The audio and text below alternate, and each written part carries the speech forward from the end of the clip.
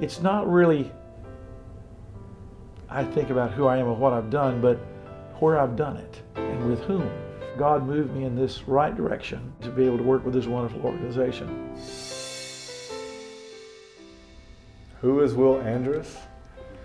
He is, has been the director of the Centenary Choir. Will Andress is one of my heroes. He is my husband. Quiet strength. Just his ways of doing things. He's the consummate professional who loves music and loves He's students. the positive thinking man with a smile. He is so grounded in his faith, and that drives everything that he does. He's a fabulous person and a great very brilliant musician. And most affable director. He never let us feel any less than amazing. I think if I had as much talent as he had, I'd have a lot bigger ego. He's just fun to be around. There's no way I would have gone to seminary if it hadn't been for Will He's and the just choir. done a splendid job making the He choir. has done so much for Will's like Centenary this great Choir. big dad or granddad for some He's people, I guess. He's a slave driver. Will is a man of great faith.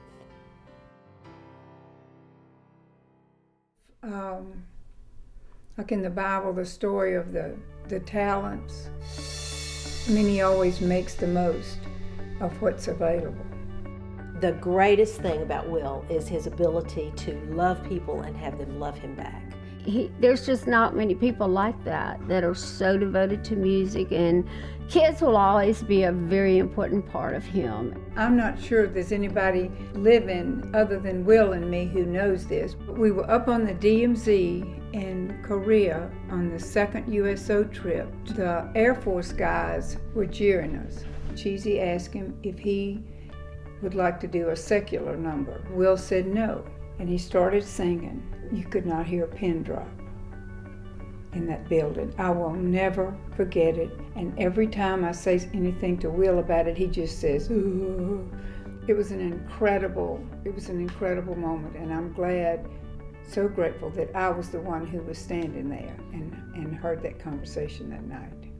Not to be corny, but he had this kind of gleam in his eye every time he came to Hodges. Watching him and seeing him live into that new family over the course of that week's time when we all got to bond and hang out together, I think was the best memory, just because you knew that great things were coming.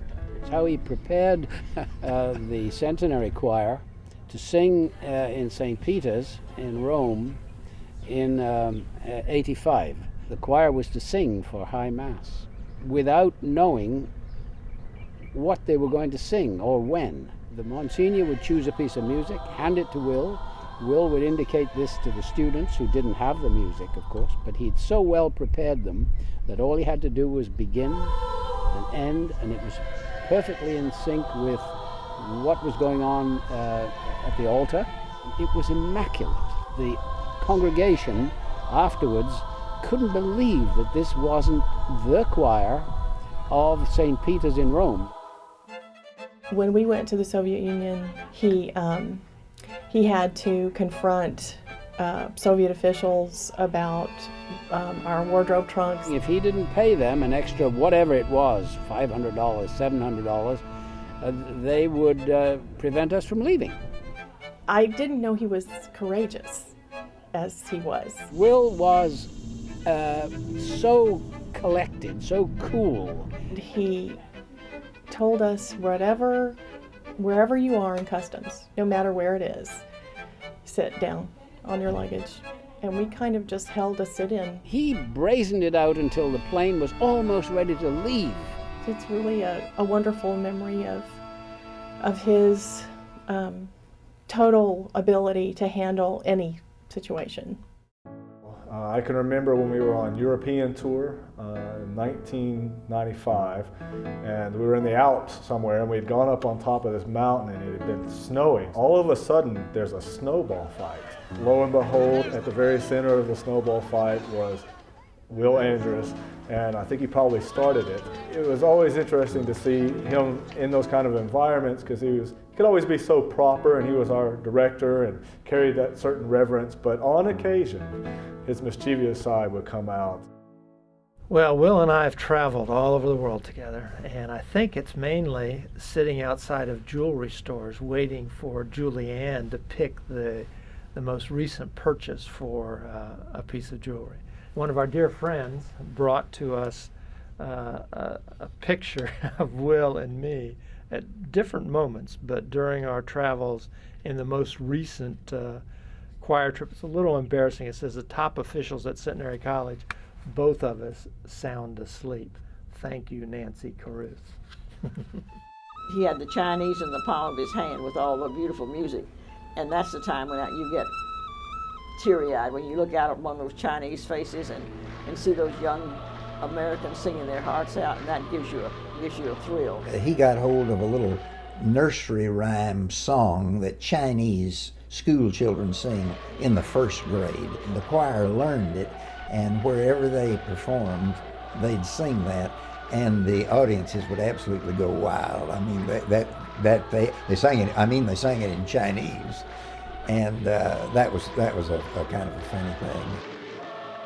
Riding the bus through the Swiss Alps, going through a tunnel, singing the song "O King, All Glorious," where we were in darkness and we couldn't see him directing, and we couldn't really see each other, but we could hear each other as we're coming back out into the light, and Will was still directing with a little tear in his eye. And as we crossed back over into the United States airspace, we just spontaneously broke out into "God Bless the USA." And the whole plane was cheering, and it just was one of those chill bump moments. For those, I'm going to tell you something he promised me that I couldn't tell. People ask me this over the years. What was his nickname? Well, he loved to kill bugs. When he was a freshman at Bean Air, they called him Buggy. I know now, I guess I'm getting a divorce after 50 years. That very last concert on the choir tour this year at Canterbury Cathedral. I watched him walk down the aisle of that cathedral after he finished trying to collect himself. I knew it was a very emotional experience for him. To know that he was, it was all coming to an end for him, and most of us were not holding up very well. When you pass through the waters, you will not sweep over. When you walk through the fire, you will not be consumed because you are my child. We all had a little bit of a hard time maintaining because it was such an important event, but it really tugged at your heartstrings. Will, happy retirement. I hope that you continue to enjoy your world travels. There's nothing like going out with a bang. Will, I've had many an enjoyable hour with you. I know I have a lot to live up to. I do want to thank you for everything you've done for me. You are one of the most well-respected men I've ever known. It's been an exciting 50 years. The most exciting thing I've ever done is live with you because you have so many wonderful ideas every day. All those things that you've said out loud and all those things that you didn't say out loud. Will, you have given me so many gifts.